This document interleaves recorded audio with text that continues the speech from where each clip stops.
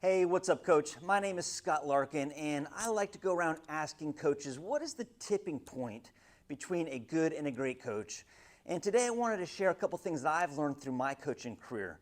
And that tipping point is, to be a great coach, you need to be coached. And more importantly, you need to be coachable.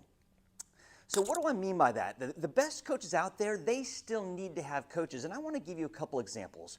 The first one is Steve Spurrier. Those of you that are in the college football world, you probably recognize the name, but he was known for offensive innovation. But I also heard an interview once where a coach said, Steve Spurrier can give you his playbook and you still would not be able to execute the book the same as Steve. And really, to execute his playbook, you needed to be coached by Steve. You needed to kind of see how he did things, how his mind thought.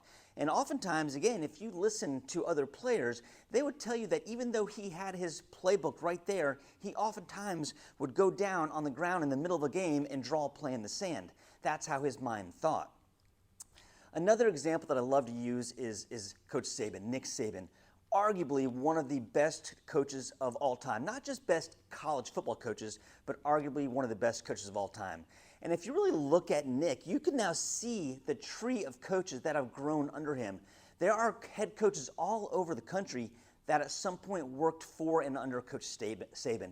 And that's probably why they got the opportunity. But here's the thing. Nick Saban's tree of coaches aren't great coaches because they just read a book that Nick Saban wrote, or they went to a workshop that Coach Saban presented at. They are great coaches because they had the opportunity to be coached by Coach Saban and to work under him.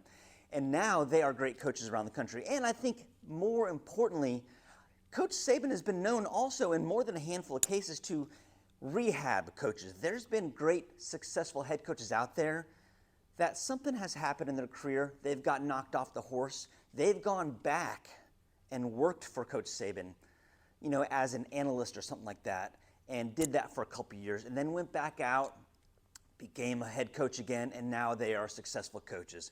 So that tipping point of being a good to great coach is you need to be coached by another coach. No matter what level you're at, you still need that coach, and most importantly, you need to be coachable. So take that, continue to get 1% better every day, and have a great day. Peace.